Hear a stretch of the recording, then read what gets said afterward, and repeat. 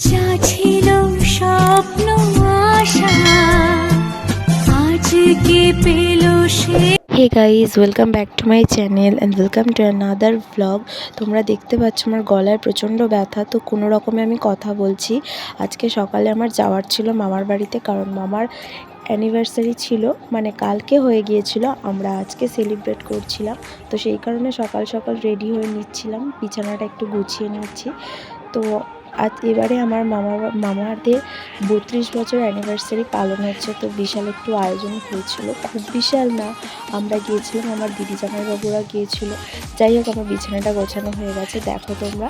কিছুক্ষণ বাদে আমি রেডিও হয়ে নিয়েছি, বেশি সাজগোজ করিনি, যেহেতু দিনের বেলায় বেরিয়েও পড়েছি। দেখো, বাসের মধ্যে যাচ্ছিলাম, পুরো অন্ধকার লাগছে, এত রোদ, ভিতরে রোদ আসেনি, কিন্তু বাইরেটা প্রচণ্ড রোদ ছিল বলে আমার পুরো মুখটাই অন্ধকার লাগছিল।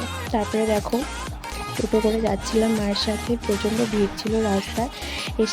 এসে দেখছি আমার দুটো মামি মিলে রান্না হচ্ছে, বিরিয়ানি রান্না করছে, তো গন্ধে পুরো ভর্তি বাড়িটা হয়ে গেছে। তারপরে একটুখানি আড্ডা দিচ্ছিলাম, চেঞ্জও করিনি, এসেই আড্ডা দিতে শুরু করেছি।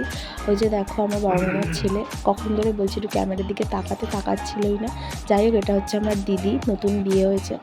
তো তারপরে এই যে খেতে বসে পড়েছি, দিদি, জামাইবাবু, দাদা, ভাই সবাই একসাথে বসেছি। কিন্তু বিরিয়ানির টেস্টটা কিন্তু অসাধারণ ছিল, দেখতেই বেশ লোভনীয় ছিল। আমার পাতে একটা লেগ পিস দিয়েছিল মামা, খুব সুন্দর খেতে হয়েছিল। আমার ছোটো মামি বিরিয়ানিটা দারুণ বানায়, মামিই বানিয়েছিল বিরিয়ানিটা। তারপরে বিকেল হতেই সবাই মিলে আড্ডা দিতে বসে পড়লাম।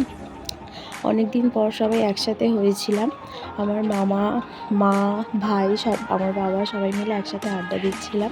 তার কিছুক্ষণ বাদে আবার রেডি হয়ে বেরিয়ে পড়েছিলাম একটুখানি ঘুরঘুরু করতে স্কুটি নিয়ে। যাই হোক, আমি স্কুটি চালাচ্ছিলাম না, আমি পিছনে বসেছিলাম। অনেকক্ষণই ঘুরছিলাম, বেশ ভালো লাগছিল পরিবেশটা। বিকেলের দিকে ওই 4টে নাগাদ বেরিয়েছিলাম, তারপরে এসেছিলাম, তার কিছুক্ষণের পরেই চলে এসেছিলাম। যাই হোক, দেখো আমরা যাচ্ছি এখন। তো তারপরে দেখো, আবার সবাই মিলে আড্ডা দিতে শুরু করলাম বড় মামার ঘরে। সবাই ছিলাম, দাদা, ছোটো মামা, বাবা, মা, ছোটো মামি, ভাই, মামা। তারপরে এবার অ্যানিভার্সারি সেলিব্রেশনের জন্য রেডি হয়ে পড়েছি।